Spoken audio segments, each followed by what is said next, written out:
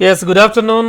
Corona effect పడని రంగం అంటూ లేదు. కరోనా ఎఫెక్ట్ దాదాపుగా అన్ని రంగాలపై కూడా పడుతూ ఉంది.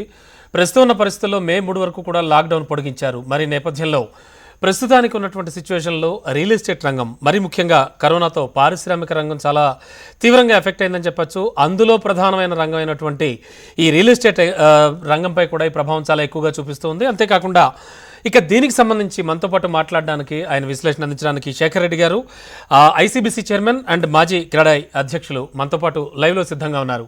Sir good afternoon. Good afternoon అండి. సార్ సార్ శేఖర్ రెడ్డి గారు, ఇప్పుడు నిజంగా చాలా గడ్డు కాలం అని చెప్పొచ్చు. కరోనాకు సంబంధించి దాదాపుగా ఎఫెక్ట్ పడని రంగం అంటూ లేదు సార్. మరి ఈ నేపథ్యంలో ఎంతో మందికి ఉపాధినిచ్చి ఎంతో మందికి తిండి పెట్టేటువంటి రియల్ ఎస్టేట్ రంగం కానీ అండ్ యాజ్ వెల్ యాజ్ ఈ కన్స్ట్రక్షన్ ఫీల్డ్ కానీ చాలా చాలా చాలా ఘోరంగా ఉంది వాటి పరిస్థితి అని చెప్పేసి కూడా కథనాలు వస్తూ ఉన్నాయి, మనకు కూడా అనిపిస్తూ ఉంది.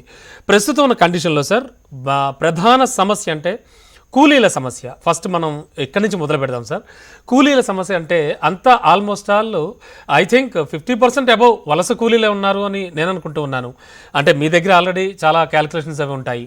మరి వలస కూలీలు ఎక్కువగా ఉన్నటువంటి ఈ పరిస్థితుల్లో ప్రస్తుతం ఖచ్చితంగా కరోనా ప్రభావం కూడా వీళ్ళపై కూడా పడింది. బిల్డర్లు కార్మికులను రక్షించుకోవడానికి ఎలాంటి చర్యలు చేపడుతూ ఉన్నారు? ప్రజెంట్ ఉన్న కండిషన్లో మీ దగ్గర ఉన్నటువంటి సమాచారం ఏంటి?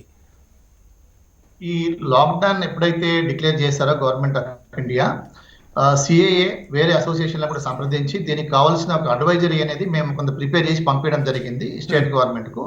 వారు దాన్ని బేస్ చేసుకొని ఒక ఆర్డర్ కూడా రిలీజ్ చేయడం జరిగింది. అంటే ఈ ప్రికాషన్స్ ఎట్లా ఉండాలా, సైట్లో ప్రికాషన్స్, COVID-19 ప్రికాషన్స్ అన్ని కూడా పొందుపరుస్తూ వారికి ఆర్డర్ ఇవ్వడం జరిగింది. తదుపరి మన మినిస్టర్ గారు కేటీఆర్ గారు కూడా బిల్డర్ అసోసియేషన్స్ అంతా కూడా మాట్లాడేసి దీని మీద చర్య తీసుకోమన్నారు. దాన్ని as a follow up that మా వాళ్ళందరూ కూడా, మా అన్ని అసోసియేషన్స్ మెంబర్స్ అందరూ కూడా వారి వారి సైట్లలో ఈ యొక్క sanitation first main priority, second ration ఇవ్వడము, తర్వాత ఈ సోషల్ డిస్టెన్స్ మెయింటైన్ చేయడంలో కూడా వాళ్ళ యొక్క డెఫినెట్గా వాళ్ళ దగ్గర కాంట్రాక్టర్స్, సబ్ కాంట్రాక్టర్స్, వాళ్ళ స్టాఫ్ అంతా కూడా ఇన్వాల్వ్ అయ్యి చాలా పెద్ద ఎత్తున, చాలా ఐ కెన్ సే సక్సెస్ఫుల్లీ మా డెవలపర్ ఫ్రెండ్స్ అంతా కూడా చేయడం జరిగింది. ఈ మధ్యలో మీరు చూసింటారు, మన ఆనరబుల్ మినిస్టర్ కేటీఆర్ గారు కూడా ఒక సైట్ విజిట్ చేశారు. All of a sudden he has visited and he satisfied with the entire the arrangements there. So అది ఆ విధంగా నేను చెప్పగలిగితే, అంటే మొత్తం దేశంలో చూస్తే తెలంగాణ గవర్నమెంట్ ముందడుగు వేసింది. దాంతో ఈ బిల్డర్స్, తర్వాత ఎంఈఎంయూడి ఎంటైర్ డిపార్ట్మెంట్ అందరూ కూడా సైట్లకు వెళ్ళడము, చెక్ చేసుకోవడము, అదే కాకుండా రెవెన్యూ డిపార్ట్మెంట్ కూడా వారు కూడా యాక్టివ్గా రోల్ తీసుకొని వారు కూడా ప్రతి సైట్కి వెళ్ళడము, చూడడము, అరేంజ్మెంట్ చూడడము, కొన్ని ప్లేసెస్లో కూడా వారు గవర్నమెంట్ తరఫున కూడా రేషన్ ఇవ్వడము, ఆర్థిక సాయం చేయడం జరిగింది. సో ఫార్ అంటే మా దగ్గర మీరు అన్నట్టు ఎక్కువ నెంబర్స్ కూడా మా మైగ్రేషన్ లేబరే ఉన్నారు. So they are taken care of very well in Hyderabad and surrounding places అని. Sure sir. అండ్ మరో ప్రధానమైనటువంటి విషయం ఏంటంటే, అంటే మొత్తంగా కరోనా ప్రభావం చూస్తే రియల్ ఎస్టేట్ పరిశ్రమపై స్థూలంగా ఎలాంటి ప్రభావం చూపిస్తోంది, అంతేకాకుండా దీనికి సంబంధించి ఎన్ని వేల కోట్ల రూపాయలు నష్టపోయినట్టుగా మీ దగ్గర అంచనాలు ఉన్నాయి? అంటే మీరు చేసిన సర్వేలు కానీ మీ దగ్గర ప్రతివి గణాంకాలు ఉంటాయి. అంటే మొత్తం కరోనా ఎండ్ అయ్యే నాటికి ఐ థింక్ మే 3కి మనం ఖచ్చితంగా బయటపడతాం. కొన్ని నిబంధనలతో అయినా సరే బయటకు వెళతాం. అండ్ మీ పరిశ్రమలు లాంటి పరిశ్రమలు, చాలామందికి తిండి పెట్టే పరిశ్రమలు ఖచ్చితంగా కోలుకోవాలి. మరి అంతవరకు కూడా ఈ లాక్డౌన్ పీరియడ్లో ఎన్ని వేల కోట్ల రూపాయలు నష్టం వచ్చినట్టుగా మీ దగ్గర సమాచారం ఉంది సార్? అంటే బేసికల్గా ఇప్పుడు ఏంటంటే, ఈ కరోనా ఎప్పుడు ఎండ్ అవుతుంది అనేది గాడ్ ఓన్లీ నోస్. మనకి ఎవరికి కూడా తెలియదు. ఎవరు కూడా ఈ గవర్నమెంట్ ఆఫ్ ఇండియా కానీ కూడా స్టేట్ గవర్నమెంట్స్ కానీ కూడా దీనికి ఎవరైనా జవాబు చెప్పే పరిస్థితులు లేవు. మేము కూడా స్టేక్ హోల్డర్స్ కూడా జవాబు చెప్పే పరిస్థితులు లేము. కాకపోతే డెఫినెట్ గా గ్లోబల్ ఎఫెక్ట్ ఉంది దీని మీద. గ్లోబల్ లెవెల్లో కానీ, ఇండియా లెవెల్లో కానీ అన్ని రంగాల మీద మీరు అన్నట్టు రమణ గారు, దీని ఎఫెక్ట్ తీవ్రంగా ఉంది. సో ఇప్పుడు ప్రయారిటీగా మా వాళ్ళంతా కూడా గవర్నమెంట్ ఇచ్చిన యొక్క ఏవైతే రిక్వైర్మెంట్ ఉన్నాయో, మరి ఇన్స్ట్రక్షన్స్ ఉన్నాయో వాటిని ఫాలో అవుతూ ఈ యొక్క సైట్లో ఉన్న లేబర్ని, ఎందుకంటే ఈ లేబర్ కూడా ఏమవుతుందంటే కొంతకాలం వాళ్ళు ఉంటారు, తర్వాత వర్క్ లేకుండా రెస్ట్లెస్ అవుతారు. సో వాళ్ళని కూడా కౌన్సిలింగ్ చేయడం కూడా జరుగుతూ ఉంది. సో తర్వాత అంటే ఎగ్జాక్ట్ గా ఈ రోజున మనము this is not the end of the day కాబట్టి మనం ఇప్పుడు తెలియదు. ఇప్పుడు ఈవెన్ మన చీఫ్ మినిస్టర్ గారు కూడా ఏమన్నారంటే, మేము 20th వరకు చూస్తాము దీని మీద ఎట్లుంటుందని అంటున్నారు. గవర్నమెంట్ కూడా ఈ దీన్ని రివ్యూ చేస్తూ ఉంది. సో ఈ రోజు ఎగ్జాక్ట్ గా మనము ఎవరు కూడా మా సెక్టర్ లో ఆల్ ఓవర్ ఇండియాలో కూడా ఇంత అని ఎగ్జాక్ట్ గా ఎవరు ఎస్టిమేట్ చేయలేదు. But there are remedies. దీన్ని ఎట్లా రివ్యూ చేయాలని రెమెడీస్ ఉన్నాయి. ఆ రెమెడీస్ కూడా డెఫినెట్ గా డిఫరెంట్ ఫోరమ్స్ ద్వారా కూడా గవర్నమెంట్ ఆఫ్ ఇండియా కానీ వేరియస్ మినిస్ట్రీస్ కానీ స్టేట్ గవర్నమెంట్స్ కానీ ఇవ్వడం జరుగుతుంది. అంటే కరోనా అనేది ఒక కంక్లూజన్ రావాలి. మొదట కరోనా ఎంతవరకు అంటే ఎప్పటి నుంచి మళ్ళీ లాక్డౌన్ స్టార్ట్ అంటే లాక్డౌన్ క్లోజ్ అయ్యి మళ్ళీ మన పనులు మనం చేసుకోబోతున్నాం అనేది తెలియాలి. తెలిస్తే ఒక క్లారిటీ వస్తుంది అంటారు. Sure sir. First priority labour మీద చెప్పండి సార్. ఫస్ట్ ప్రయారిటీ లేబర్ మీదే ఉంది. సెకండ్ ప్రయారిటీ ఇప్పుడు నౌ విల్ ఇప్పుడు నేషనల్ గవర్నమెంట్ ఆఫ్ ఇండియా కొంత రిలీఫ్ ఇచ్చింది. ఎక్కడైతే గ్రీన్ జోన్ లో ఉందో కొంత మీరు చేసుకోవచ్చు అని అంటున్నది.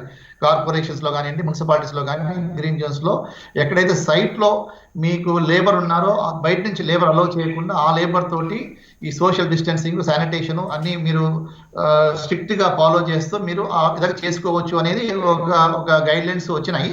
But again it state government ఏ విధంగా దీని మీద రియాక్ట్ అవుతుంది అంటే they know the ground realities. ఎక్కడ హాట్ స్పాట్స్ ఉన్నాయి, తర్వాత ఈ రిస్ట్రిక్ట్ కంటైన్మెంట్ జోన్స్ ఉన్నాయి, ఇవన్నీ కాకుండా ఇతరత్ర ఏరియాలో మనం అలో చేయొచ్చా లేదా అంటే కొన్ని స్టేట్స్ డిఫరెంట్ గా ఉన్నాయి. వాళ్ళ దగ్గర నెంబర్ ఆఫ్ పాజిటివ్ కేసెస్ బట్టి, డెత్ కేసెస్ బట్టి వెరీ సెన్సిటివ్ కాబట్టి so state government has to take care of all this local గా ఉండే వాటి కేసెస్ ని బట్టి they have to take a decision. ఇప్పుడు యూనిఫామ్ గా త్రూ అవుట్ ఇండియా ఒక డిసిషన్ అన్ని సేమ్ డిసిషన్ తీసుకోలేదు. సో ఈవెన్ స్టేట్ గవర్నమెంట్ తీసుకున్నా కానీ కూడా ఎన్ని డిస్ట్రిక్ట్స్ లో వాళ్ళు ఇది మనం సడలిస్తారు, ఎన్ని డిస్ట్రిక్ట్ లో సడలించారు. హైదరాబాద్ సరౌండింగ్ లో మనకి మేజర్ ఏరియాస్ ఉన్నాయి కాబట్టి ఇక్కడ కూడా మనకు రంగారెడ్డి డిస్ట్రిక్ట్ లో హైదరాబాద్ లో కూడా కొంత కంటైన్మెంట్ జోన్స్, హాట్ స్పాట్స్ కూడా ఉన్నాయి కాబట్టి ఏరియాలో వాళ్ళు అలో చేస్తారనేది ఇంకా మనకు తెలియదు. I think we have to wait for the government orders. ఆ గవర్నమెంట్ ఆర్డర్స్ వస్తే కూడా మా బిల్డర్స్ మధ్యలో కొంత డిస్కషన్, డిబేటు నడుస్తున్నది. ఒకవేళ గవర్నమెంట్ అలో చేస్తే కూడా దర్ ఆర్ ఫ్యూ కాంపోనెంట్స్. ఒకటి ఫస్ట్ కాంపోనెంట్ ఏంటంటే గవర్నమెంట్ అలో చేసినప్పుడు కూడా ఇప్పుడు మనం కొంత న్యూస్ విన్నాం. అమెరికాలో ఒక పవర్ ప్లాంట్ లో అక్కడ ఉన్న లేబర్ అందరికి కూడా ఈ వైరస్ వచ్చిందని విన్నాం, మనము పాజిటివ్ విన్నాము. ఇక్కడ కూడా మా డెవలపర్స్ పేరు ఏంటంటే సపోజ్ మేము స్టార్ట్ చేసిన రేపు బై ఛాన్స్ ఎవరికైనా ఒకరికి వచ్చినా ఎంత ప్రికాషన్ తీసుకున్నా స్ప్రెడ్ అయింది అనుకోండి, సో ఆ పర్టికులర్ డెవలపర్ బ్లేమ్ అవుతాడు, కమ్యూనిటీ కూడా బ్లేమ్ అవుతుంది. కాబట్టి సో మా బిల్డర్స్ కూడా చాలా మంది కూడా దీని మీద చర్చిస్తున్నారు. It also depends on the government తీసుకునే ఒక ఏ విధమైన వాళ్ళు డిసిషన్ తీసుకుంటున్నారు. Most probably before they take any decision they will talk to us.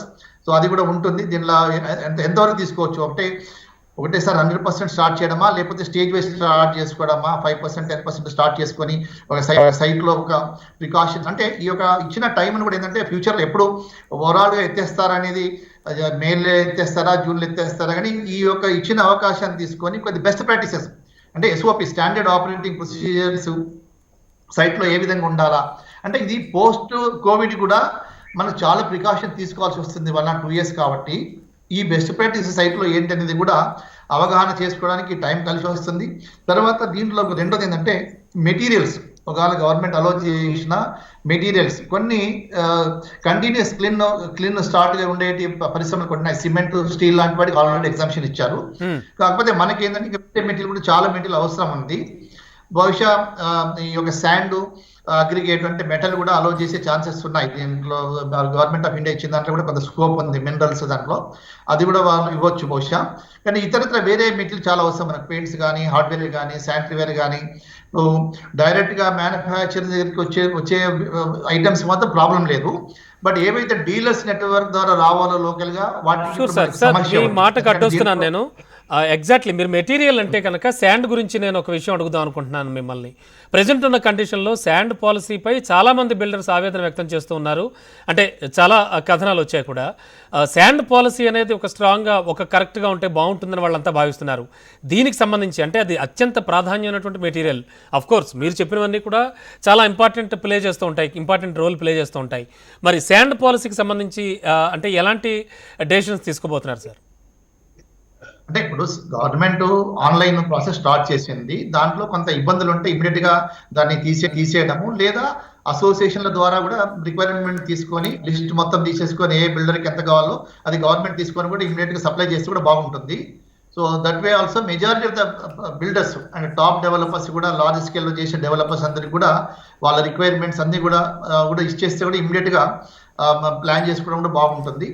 So I think there should not be any problem. We can work it out with the government because associations and government we are working together కాబట్టి sand విషయంలో ఈ ఇట్లా క్లిష్టమైన పరిస్థితిలో మేమే procure చేసి మా developers requirement procure చేసి కూడా మేము ఇవ్వగలుగుతాం.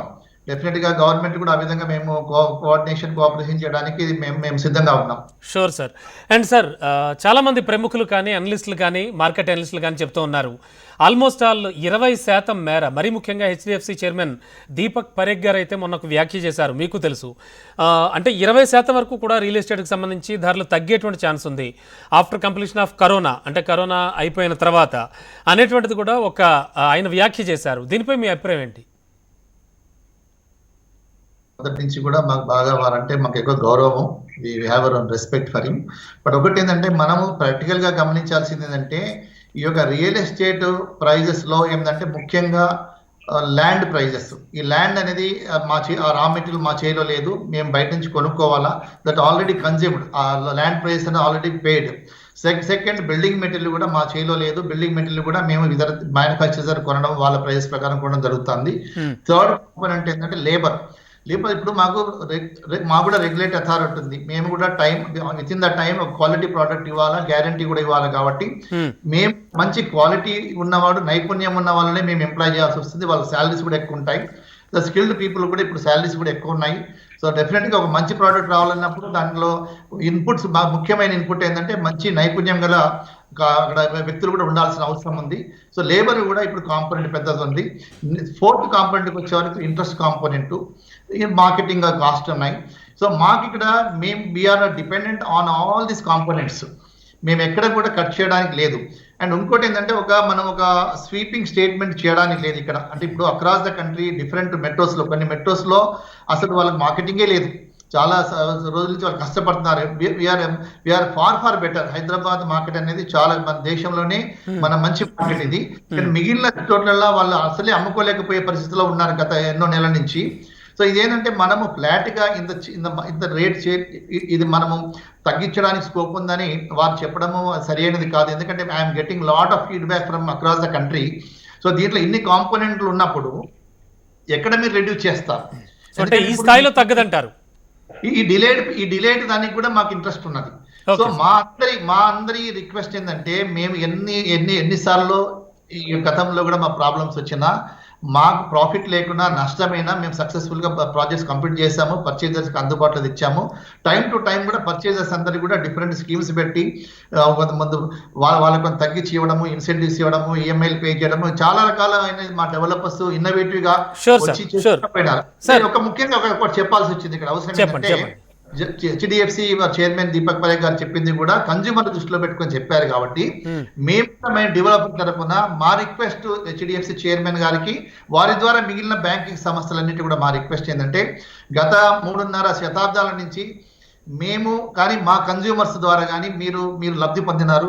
మీ యొక్క బ్యాలెన్స్ షీట్ చాలా స్ట్రాంగ్ ఉన్నాయి అందరికంటే. కాబట్టి ఈ ఎపిడమిక్ వచ్చిన సందర్భంలో కనీసం ఒక హిస్టరీలో ఒకసారైనా ఫైనాన్షియల్ ఇన్స్టిట్యూషన్స్ ముందుకు వచ్చి నెక్స్ట్ 6 months ఎవరైతే బుక్ చేసుకుంటారో, అంటే దీనికి ఒక ఊతం ఇవ్వాలి, దీనికి ప్రోత్సాహం ఇవ్వాలంటే నెక్స్ట్ 6 months ఎవరైతే బుక్ చేసుకుంటారో అక్రాస్ ద కంట్రీ, మేము వారు ఎట్లయితే అన్నారో 20% ఛాన్సెస్ ఉందని, అది మా దగ్గర లేదు పరిస్థితి. అది ఎందుకంటే గడ్డి పరిస్థితిలో ఉన్నాం ఇప్పుడు లేకుండా. అయితే మా రిక్వెస్ట్ ఏంటంటే వారికి, మిగిలిన ఫైనాన్షియల్ ఇన్స్టిట్యూషన్ కు మాకేమి ఇవ్వాల్సిన అవసరం లేదు. వారికి ప్రోత్సహించడానికి, ఏది ఒక క్యాష్ ఫ్లో ఉండడానికి వారు చార్జ్ చేసే ఇంట్రెస్ట్ లో నెక్స్ట్ 6 months సార్, ఇన్ఫాక్ట్ ఆ విషయం కూడా మీతో మాట్లాడదాం అనుకుంటున్నాను. Sure sir. ఇంట్రెస్ట్ రిడక్షన్ ఇవ్వగలిగితే వారు మన దేశానికి మంచి చేసిన వాళ్ళు ఉంటారు, మంచి చేసిన వాళ్ళు ఉంటారు. మిగిలిన 250 ancillary యూనిట్స్ ఉన్నాయి మా మీద డిపెండ్ అయిన సిమెంట్ వాళ్ళు బాగుపడతారు. Sure sir. అండ్ సార్, మరో ముఖ్యమైన విషయం, ఆల్రెడీ చాలా వేగంగా నిర్మాణం జరుపుకుంటున్నటువంటి ప్రాజెక్టులు చాలా వరకు అర్ధాంతరంగా ఆగిపోయిన పరిస్థితి మనకు తెలియదు కాదు కరోనా ఎఫెక్ట్ వల్ల. మరి ఇలాంటి వాళ్ళ మీద, ఎందుకంటే క్రోర్స్ ఆఫ్ రూపీస్ ఫ్లోయింగ్ ఉన్నటువంటి ఈ ఇండస్ట్రీలో, మీ ఇండస్ట్రీలో దీనికి సంబంధించి ఇంట్రెస్ట్ రేట్లు అనేవి వడ్డీలు అనేవి విపరీతంగా పెరిగిపోతూ ఉంటాయి.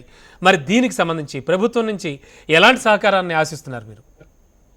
బేసికల్గా ఏంటంటే ఇప్పుడు అందరికీ క్యాష్ ఫ్లో లేదండి, ఉమ్, క్యాష్ తగ్గిపోయింది. క్యాష్ ఫ్లో కావాలంటే ఫస్ట్ మాకు ఏం చేయాలంటే మాకున్న లిమిట్స్ పెంచాలి, అడిషనల్గా మాకు ఫండ్స్ కావాలి ఈ రంగానికి. తర్వాత దీని కూడా ఈ ఫండ్స్ కూడా చీపర్ రేట్లో ఇస్తే బాగుంటుంది. వారు ఇప్పుడు ఈ ఎపిడమిక్ ఉంది కాబట్టి ఈ ఫైనాన్షియల్ ఇన్స్టిట్యూషన్స్ వారు కనుక దీన్ని ఒక స్పెషల్ కేసు కింద తీసుకొని ఒక నెక్స్ట్ 6 months ఎంతో ఆర్ 1 year కానీ ఒక రేట్ ఆఫ్ ఇంట్రెస్ట్ తగ్గించి ఇవ్వడం ఒకటి. తర్వాత ఈ ఉన్న లోన్ కూడా దానికి మానిటోరియం ఇచ్చి 1 to 3 years depending on the project side 1 to 3 years మానిటోరియం ఇచ్చేసి ఈ మానిటోరియం ఇచ్చిన దాని మీద ఈ ఇంట్రెస్ట్లు కూడా తగ్గియాలి. ఇప్పుడు ఎగ్జిస్టింగ్ లోన్స్ మీద కూడా ఇంట్రెస్ట్ తగ్గియకుంటే ఎవరం సర్వైవ్ కాము, చాలా మంది కూడా ఎన్పిఏ అవకాశం ఉన్నది. సో ఇది మెయిన్ గా ఇక్కడ banks are playing very safe role in all sectors. ఇక్కడ ఇక్కడ ఇక్కడ ఎవరు ఇబ్బంది పడుతున్నారంటే ఆల్ సెక్టర్స్ లో ఉన్న ఎంటర్ప్రినర్స్, ఇండస్ట్రియలిస్ట్ శాండ్విచ్ అయిపోతున్నారు. ఇటు గవర్నమెంట్ నుంచి కానీ అటు బ్యాంకింగ్ నుంచి కానీ అందరూ అన్ని ఇన్సెంటివ్స్ అడుగుతున్నారు ఇండస్ట్రీని. కానీ ఇండస్ట్రీకి ఇన్సెంటివ్స్ ఎడికెళ్ళి ఇవ్వగలుగుతారు, ఎందుకంటే వాళ్ళ దగ్గర వాళ్ళు అన్ని అసెంబ్లీ చేసే వాళ్ళు లేకపోతే రా మెటీరియల్ తీసుకొచ్చి ప్రాసెస్ చేసి అమ్మే వాళ్ళు తప్పితే అన్లెస్ ఈ రా మెటీరియల్ కాస్ట్ అని తగ్గాలా లేకపోతే ఇంట్రెస్ట్ కాస్ట్ అని తగ్గాలా ఇవన్నీ చేయండి. ఇంకా ఇవి చేయండి మాత్రం మనం we cannot definitely meet the requirement. డెఫినెట్గా there is a need. Government of India కూడా ముందుకు ఫండ్స్ ఎక్కువ ఇచ్చేసి దీని యొక్క లిబరల్గా క్యాష్ ఫ్లో ఉండేటట్టు చేయగలిగితే మాత్రం డెవలపర్లు మాత్రము వారి యొక్క ప్రాజెక్ట్స్ ఈ యొక్క డిలేని దృష్టిలో పెట్టుకొని మా రెరా కూడా ఎక్స్టెండ్ చేయగలిగితే next 6 months to 9 months period కూడా ఎక్స్టెండ్ చేయగలిగితే ఆ టైంలో మనం ఇవ్వడానికి జరుగుతుంది. Yes, welcome back. Corona effect వల్ల రియల్ ఎస్టేట్ రంగం యాజ్ వెల్ యాజ్ నిర్మాణ రంగం ఎదుర్కొంటున్న సమస్యలు, అలాగే వాటికి సంబంధించి ఎటువంటి అంటే ఇన్సెంటివ్లు కానీ లేకపోతే ఎటువంటి సౌకర్యాలు కానీ ఎటువంటి ఎఫెక్ట్స్ కోరుకుంటూ ఉన్నారు గవర్నమెంట్ నుంచి అనేటువంటి విషయంపై శేఖర్ రెడ్డి గారితో మాట్లాడుతూ ఉన్నాం. మనతో లైవ్లో సిద్ధంగా ఉన్నారు. సార్, మరీ ముఖ్యంగా చూస్తే ఈ నెల 20 నుంచి కూడా మీరు ఇంతకుముందు చెప్పినట్టుగా మనం అనుకున్నట్టుగా గ్రీన్ జోన్ల పరిధిలో నిర్మాణాలు చేపట్టుకోవచ్చు అని చెప్పేసి చెప్పడం జరిగింది ప్రభుత్వం. మరి దీనికి సంబంధించి ప్రభుత్వం నుంచి ఎలాంటి సహకారం ఆశిస్తున్నారు? అంటే ఒక పర్టికులర్ ఒక ఐడియా ఏమైనా రూపొందించారా? Almost all this is 16th, ఇంకా 4 days టైం ఉంది. ఈ 4 daysలో మీరు ఏమైనా కొన్ని నిర్మాణాత్మకమైనటువంటి ఐడియాస్ కానీ అండ్ దానికి సంబంధించి ఇన్పుట్స్ కానీ ప్రభుత్వం నుంచి ఏం ఆశిస్తున్నారు? అంటే బేసికల్గా ఇప్పుడు గవర్నమెంట్ ఆఫ్ ఇండియా మనకు రిలాక్సేషన్ ఇచ్చింది సర్టన్ గ్రీన్ జోన్స్ లో. ఇప్పుడు దాన్ని బేస్ చేసుకొని మన స్టేట్ గవర్నమెంట్ ఈరోజు కూడా చూశాను స్టేట్మెంట్ చీఫ్ సెక్రటరీ గారిది కూడా వాళ్ళకి గైడ్ లైన్స్ ఇస్తామన్నారు. సో ఆ గైడ్ లైన్స్ చూసిన తర్వాత మా ఇండస్ట్రీ నుంచి how to take it up అనేది స్టార్ట్ చేస్తాము. ఎందుకంటే వితౌట్ గైడ్ లైన్స్ మనము, ఎందుకంటే ఇప్పుడు కూడా గైడ్ లైన్స్ ఇచ్చినప్పటికీ కూడా మేబీ 100% డెవలపర్స్ ముందుకు వస్తారా రారనేది మనకు తెలియదు. గతంలో మనం చెప్పినట్టు కూడా, ఎందుకంటే కొన్ని ఇప్పుడు అమెరికాలో కూడా మీరు చూసినప్పుడు ఒక పవర్ ప్లాంట్లో కూడా అక్కడ కూడా ఇది ఎక్స్పాండ్ అయింది కరోనా అనేది, అక్కడ ఉన్న వర్కర్స్ అందరూ రావడం జరిగింది. సో మా వాళ్ళు కూడా కేర్ఫుల్ గా పోదామని చూస్తున్నారు, స్టెప్ బై స్టెప్ పోదామని చూస్తున్నారు. కొంత ప్రికాషన్స్ తీసుకొని ఏ విధంగా అనేది ఒకసారి మేము కూడా గవర్నమెంట్ సంప్రదిస్తాం దీని మీద ఏ విధంగా చేస్తే బాగుంటుంది. Definitely we are all capable of taking precautions as per the COVID-19 standard SOPs ఏవైతే ఉన్నాయో, స్టాండర్డ్ ఆపరేటింగ్ ప్రొసీజర్స్ను దృష్టిలో పెట్టుకొని ఈ సోషల్ డిస్టెన్స్ పెట్టుకొని మా వాళ్ళు చేయడానికి సిద్ధంగా ఉన్నారు. కాబట్టి దీంట్లో ముఖ్యంగా ఏంటంటే కొంత రా మెటీరియల్ కూడా మనకు రావాల్సిన అవసరం ఉంది. ఇది ఇప్పుడు మిగిలిన ఇప్పుడు సిమెంట్తో పాటు స్టీల్తో పాటు మేజర్గా మనకి ఏంటంటే పెయింట్స్ కానివ్వండి, ఎలక్ట్రికల్ కేబుల్స్ కానివ్వండి, స్విచెస్ కానివ్వండి, ఇతరత్ర మాకు ఇప్పుడు బ్లాక్స్ కానివ్వండి, బ్రిక్స్ అండ్ బ్లాక్స్ కానివ్వండి, ఇక వేరే అదర్ మిస్లీనియస్ మాకు బిల్డింగ్ మెటీరియల్ కూడా మాకు అవసరం ఉంటాయి. కాబట్టి ఇవన్నీ కూడా సిమెంట్ స్టీల్ అయితే ప్రాబ్లం లేదు, మాకు డైరెక్ట్ గా కంపెనీ నుంచి వస్తాయి. మిగిలిన మెటీరియల్ అంతా కూడా మనకు డీలర్స్ నెట్వర్క్ ద్వారా వస్తున్నాయి గతంలో. ఇప్పుడు ఆ డీలర్ నెట్వర్క్ కూడా ఓపెన్ చేయగలిగితే దాని ఈ సమస్యలు ఉన్నాయి. ఆ డీలర్ నెట్వర్క్ మన స్టేట్ గవర్నమెంట్ ఓపెన్ చేయగలుగుతుందా, అట్లీస్ట్ వీక్లీ వన్స్ అన్న చేయగలుగుతుందా, ప్లస్ డీలర్స్ దగ్గర కూడా స్టాక్ ఎంతవరకు ఉంది, ఇవి కొన్ని ఇష్యూస్ ప్రాక్టికల్ ఇష్యూస్ ఉన్నాయి. బట్ అట్లీస్ట్ నేను ఏమనుకుంటున్నా అంటే ఇది ఏదైతే ప్రొవిజన్ ఇచ్చింది గవర్నమెంట్ ఆఫ్ ఇండియా, దీన్ని మనం ముందు పెట్టుకొని మనము ఈ సెక్టర్గా ఈ యొక్క రియల్ ఎస్టేట్ సెక్టర్లో కావాల్సిన SOPs మనం తయారు చేసుకొని మనకున్న అక్కడ లేబర్కు మన స్టాఫ్కు మన ఇంజనీర్స్ కూడా మనం కొన్ని ఒక ట్రైనింగ్ ఇవ్వగలుగుతాయి. ఎందుకంటే ఇది ఇప్పుడు ఈ కోవిడ్ ఆఫ్టర్ కోవిడ్ కూడా మనకు కొంత ప్రికాషన్ తీసుకోవాల్సిన అవసరం ఉంటుంది. కాబట్టి ఇప్పటి నుంచి వర్కింగ్ కల్చర్ అంతా కూడా మారుతుంది. డెఫినెట్ గా ఒక స్టాండర్డ్ మనకు ప్రొసీజర్ అంటూ కావాలా. వేరే యాక్టివిటీస్ చేసినప్పుడు అక్కడ మనం ఏవేమి లాంటి మనం తీసుకోవాలి. ఇప్పుడు మెటీరియల్ బయట నుంచి వచ్చింది, మా వాళ్ళు చాలా మంది కూడా డౌట్స్ ఉన్నాయి. మెటీరియల్ ఎక్కడెక్కడ హ్యాండిల్ చేసి మన సైట్లోకి వస్తుంది, దాని ద్వారా కూడా వైరస్ రావచ్చు. సో అది కూడా మనం ఎట్లా దాన్ని ఎట్లా మనం దాన్ని శానిటైజ్ చేయాలా, ఏం చేయాలనేది కూడా కొంత ఉన్న దాన్ని డిబేట్ కూడా చేయాల్సిన అవసరం ఉన్నది. Sure sir and one more thing sir, GST వచ్చినప్పటి నుంచి చూస్తే కనుక యాజ్ వెల్ యాజ్ బిల్డర్స్ కానీ రియల్టర్స్ కానీ చాలా ఇబ్బందులు పడుతూ ఉన్నారు. 18% అండ్ ఐ థింక్ 12% కూడా 18% అండ్ 12% ఆల్సో కూడా వీళ్ళు చెల్లించాల్సి వస్తుంది జిఎస్టీకి సంబంధించి. అంటే గవర్నమెంట్ వడ్డీ అంటే మారటోరియం ఎలా అయితే విధించిందో, వీళ్ళపై మారటోరియం ఎలా అయితే ఇచ్చిందో ఇంట్రెస్ట్లపై అంటే లోన్లపై, హౌసింగ్ లోన్లపై, వీటిపై కూడాను ఇలాంటి వాటికి సంబంధించి జిఎస్టీకి సంబంధించి కూడా ఎలాంటి రిక్వెస్ట్ పెట్టబోతున్నారు? ఇప్పుడు అంటే ఈ మహమ్మారి, కరోనా మహమ్మారి ఎఫెక్ట్ వల్ల ఖచ్చితంగా జిఎస్టీ నుంచి కూడా కొంతవరకు మినహాయింపు కోరుకునే ఛాన్స్ ఉందా మీరు? డెఫినెట్గా అన్ని ట్యాక్సెస్ మీద కూడా గవర్నమెంట్ ఆఫ్ ఇండియా కానీ స్టేట్ గవర్నమెంట్ కానీ రిజిస్ట్రేషన్ చార్జెస్ మీద కానీ కూడా కొంత రిలీఫ్ ఇవ్వాల్సిన అవసరం ఉన్నది.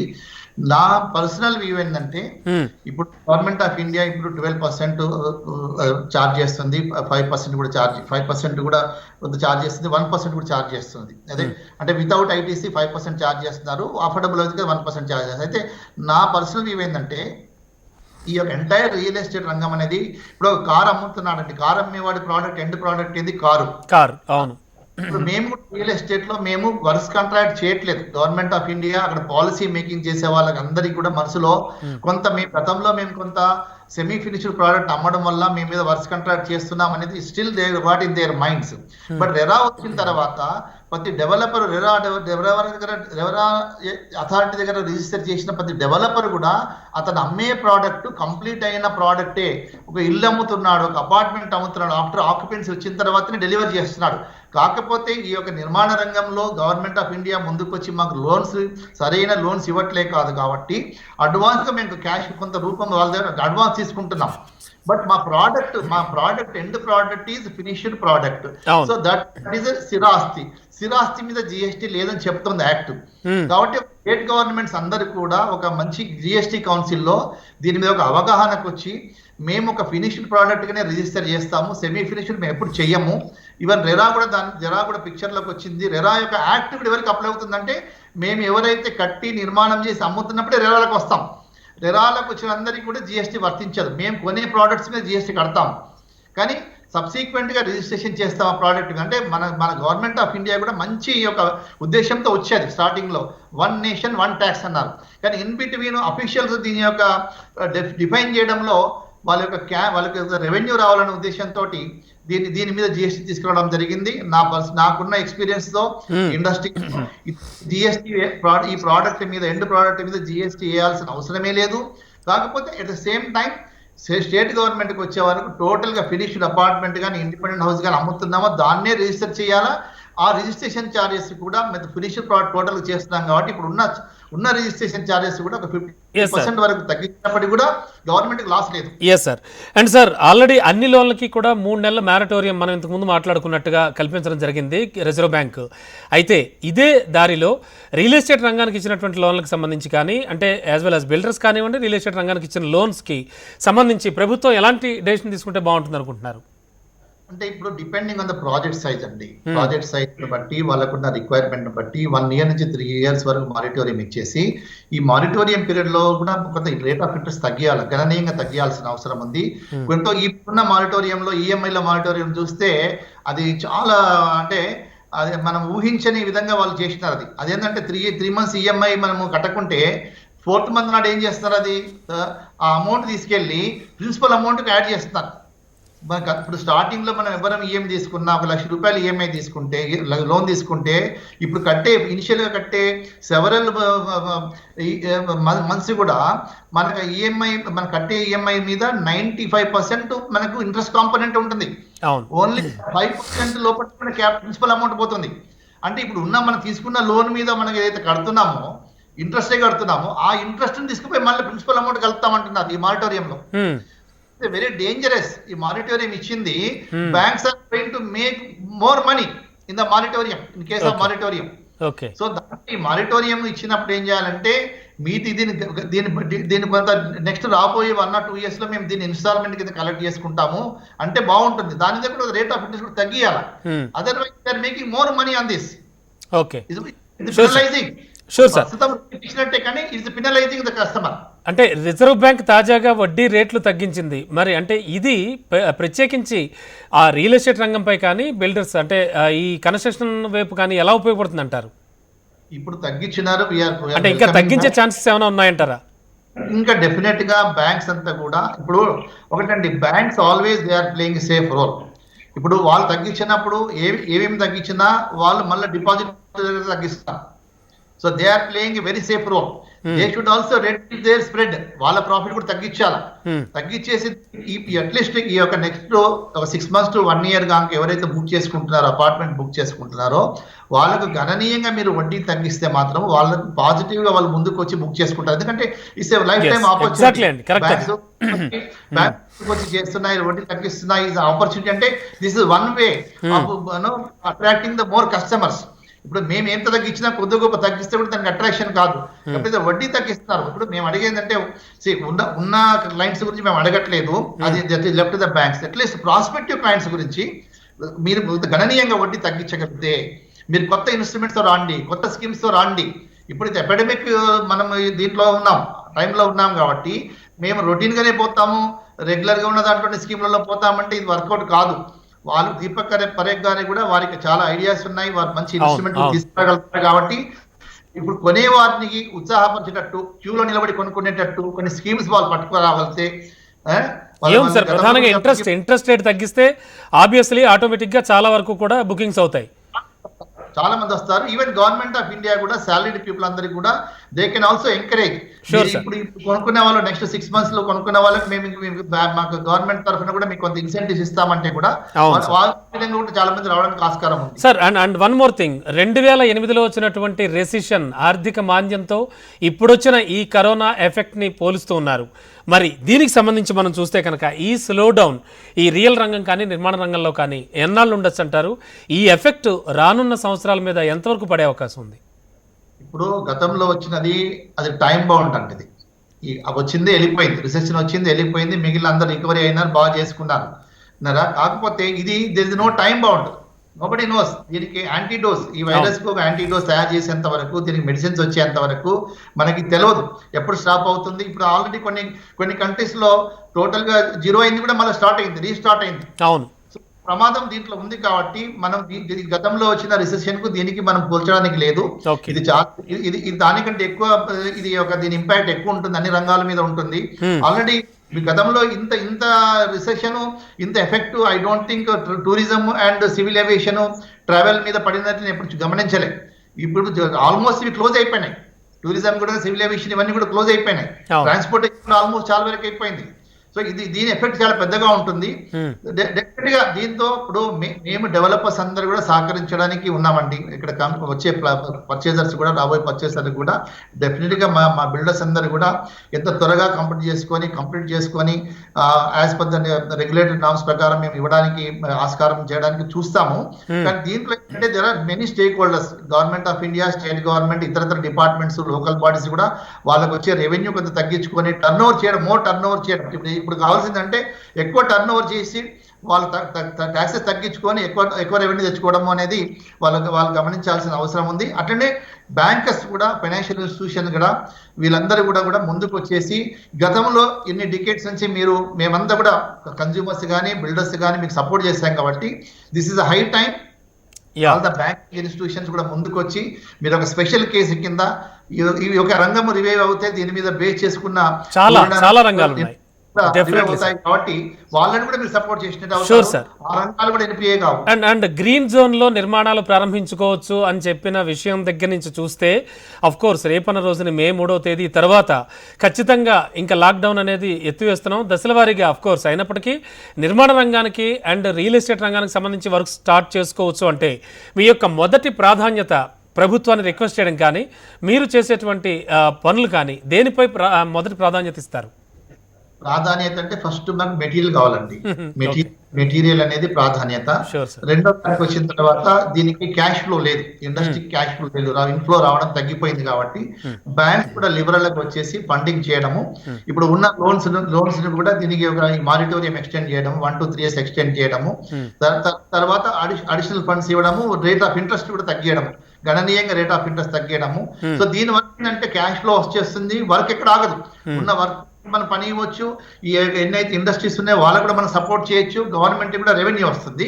బట్ ఇంకా సెకండ్ వచ్చేది ఏంటంటే థర్డ్ ఆప్షన్ థర్డ్ డిమాండ్ ఏంటంటే, ఆ రిక్వెస్ట్ ఏంటంటే గవర్నమెంట్ కానీ స్టేట్ గవర్నమెంట్ కానీ whatever the taxes are attracting to the real estate industry, ఆ ట్యాక్సెస్ అని తగ్గించుకోవడము, డిఫర్ చేయడము. ఈవెన్ ఎలక్ట్రిసిటీ కూడా మేము సిఏ ద్వారా రిక్వెస్ట్ చేశాము స్టేట్ గవర్నమెంట్. ఇప్పుడు మేము వాడనప్పుడు కూడా మినిమం డిమాండ్ పే చేయమంటున్నారు ఎలక్ట్రిసిటీ డిపార్ట్మెంట్ వాళ్ళు, అవి కూడా మేము వేవ్ ఆఫ్ చేయమన్నాం. ఇప్పుడు మేము వాడనప్పుడే మినిమం డిమాండ్ ఎడికల్ పే చేస్తాం. Already we're suffering, not only the real estate industry, entire sectors, all other sectors కూడా related with real estate. Sure sir. Real estate other sectors కూడా, అవును, సెక్టర్స్ ఇండస్ట్రీ పని చేయనప్పుడు మినిమం డిమాండ్ ఎట్లా pay చేస్తాం మేము ఎలక్ట్రిసిటీ డిపార్ట్మెంట్ కు. Sir this is 16th sir. Sir April 16th say May 15th దాటాక డెఫినెట్గా మీ యొక్క నిర్మాణ రంగం కోలుకుని రియల్ రంగం పుంజుకొని నిర్మాణాలు ప్రారంభం అయితే కనుక రఫ్గా, అంటే ఇప్పుడున్న కండిషన్ మీరు చూశారు, ఇంకా చాలా ఇంతకుముందు కూడా చాలా ఎక్స్పీరియన్సెస్ ఉన్నాయి మీకు. సో ఇది రికవరీ అవ్వడానికి ఎన్ని సంవత్సరాలు పట్టచ్చు, లేకపోతే ఎన్ని నెలలు పట్టచ్చు, ఏమనిపిస్తోంది మీకు? అంటే ఫండమెంటల్ గా మన యూనియన్ కూడా వేరే మినిస్టర్ గారు, యూనియన్ మినిస్టర్ గారిని అడిగినప్పుడు కూడా ఇది మన చేతి ఉంది, మన చేయలేదు, అన్లెస్ మనం టోటల్ గా ఇది లాక్డౌన్ ఎత్తివేస్తే, ఎప్పుడు ఎత్తివేస్తాము ఈ యొక్క పాజిటివ్ కేసెస్ అన్ని తగ్గిపోవాలి కదా. అవును, తగ్గితే మనకు ఏమైనా చేయగలుగుతాం. దీన్ని అసెస్ చేయడం కష్టం, ఆబ్వియస్లీ, అంతే కదా సార్. కాకపోతే గ్లోబల్ ఎక్స్పర్ట్స్ అన్ని ఏమంటున్నారంటే, గ్లోబల్ గా ఉన్న ఎక్స్పర్ట్స్ అంతా ఓన్లీ 2021 లో రికవరీ కావచ్చు మార్కెట్. 2000 మొత్తం కూడా ఇప్పుడు మనం ఇప్పుడు అంతా కూడా మనం వర్క్ స్టార్ట్ చేస్తాం, స్లోగా అవుతుంది, ఇది ఓవర్ నైట్ కాదు, ఇది కెనాట్ హ్యాపెన్ ఓవర్ నైట్. వినారా, పర్చేజర్స్ కూడా వెయిట్ అండ్ సీలో ఉంటారు. మరి పర్చేజర్ వెయిట్ అండ్ సీలోకి వెళ్ళి వాళ్ళ మూడు మార్చాలా, వాళ్ళ పర్సెప్షన్ మార్చాలంటే ఫైనాన్షియల్ ఇన్స్టిట్యూషన్ ముందుకు రావాలా. స్టేట్ గవర్నమెంట్ కూడా సపోజ్ ఒక 6 months రిజిస్ట్రేషన్ చార్జెస్ హాలిడే ఇచ్చింది. Sir last but not least ఒక క్వశ్చన్తో మనం ఎండ్ చేద్దాం సార్. ఇవన్నీ అయిపోయాక, కరోనా ఎఫెక్ట్ అంతా తగ్గాక, మొత్తానికి ఒక సామాన్యుడు ఇల్లు కొనుక్కోవాలంటే, ఇల్లు కట్టుకోవాలంటే పర్వాలేదు అనుకునేలాంటి పరిస్థితులు మళ్ళీ నెలకొంటాయని భావిస్తున్నారా? మళ్ళీ మామూలు సిచ్యువేషన్స్ వచ్చేస్తాయని మీరు అనుకుంటున్నారా? డెఫినెట్ గా హైదరాబాద్ లో కానీ సరౌండింగ్ లో కానీ మన ప్రైజెస్ కూడా అఫోర్డబుల్ గా ఉన్నాయి. మా బిల్డర్స్ అందరూ కూడా చాలా కాంపిటీషన్ ఉందండి, బిల్డర్స్ లో చాలా హెల్తీ కాంపిటీషన్ ఉంది. మంచి స్పెసిఫికేషన్స్ ఇస్తున్నారు, మంచి అమ్యూనిటీస్ ఇస్తున్నారు. ఇప్పుడు మీరు చూడండి, గ్లోబల్ లెవెల్ లో చూసినా కానీ మన హైదరాబాద్ లో ఇచ్చిన మన నిర్మాణ రంగంలో ఉన్న గెటెడ్ కమ్యూనిటీస్ కానీ మీరు ఎక్కడ పోయి చూసినా కానీ కూడా నేను we are much better than global standards ఇస్తున్నాము. దీనికి కొంత మాకు ప్రోత్సాహంగా గవర్నమెంట్ ను, బ్యాంకింగ్ వ్యవస్థ నుంచి మాకు ప్రోత్సాహం ఉంటే అతి త్వరలో మేము ఆపరేషన్ స్టార్ట్ చేస్తాము, మేము కోలుకుంటాము. ఇప్పుడు దీన్ని కోలుకోవాలంటే మేము చెప్పేది మళ్ళీ అగైన్ ఏం చేసింది, ఈ ఫైనాన్షియల్ ఇన్స్టిట్యూషన్స్, తర్వాత రిజిస్ట్రేషన్ చార్జెస్, జిఎస్టీలు కనుక డైరెక్ట్ గా కన్జ్యూమర్, మాకు ఇవ్వమని అడగట్లేదు, డైరెక్ట్ కన్జ్యూమర్ కూడా మీరు ఇవ్వండి. With in no time will come back అండి. వర్క్ స్టార్ట్ చేయడంలో ప్రాబ్లం లేదు. ఒకవేళ మాకు బంద్ అయిపోతే మాత్రం వర్క్ స్టార్ట్ చేయడం ఎక్విప్డ్. డెఫినెట్లీ సార్, డెఫినెట్లీ మీరు చెప్పినట్టుగా డెఫినెట్గా 2021 లోపులోనే ఖచ్చితంగా పుంజుకోవాలని నిర్మాణ రంగం అంతా కోరుకుంటూ ఉన్నారు. థ్యాంక్ యూ సార్, లైవ్లోకి వచ్చి చాలా వాల్యుబుల్ విషయాలని చెప్పారు, అటు బిల్డర్స్ కానీ రియల్ రంగానికి సంబంధించి కానీ. థ్యాంక్ యూ సో మచ్ అండి. ఏదేమైనా కూడా 2021 కల్లా ఖచ్చితంగా నిర్మాణ రంగం అండ్ రియల్ ఎస్టేట్ రంగం పుంజుకుంటుందని చెప్తున్నారు శేఖర్ రెడ్డి గారు. అనేక మందికి, ఎంతో మందికి, వలస కూలీలకు కానీ చాలా మందికి అండ్ మిగతా వాళ్ళు దీనిపై ఆధారపడి బతుకుతున్నటువంటి అనేక రంగాలు ఉన్నాయి, నిర్మాణ రంగంపై ఆధారపడుతున్న రంగాలు. మరి వీళ్ళందరికీ కూడా ఖచ్చితంగా ఉపాధి కల్పించేటువంటి ఇటువంటి ఈ రంగం త్వరగా కోలుకోవాలని మనం కూడా ఆశిద్దాం. ఇది ఇవాల్టి స్పెషల్ లైవ్ షో.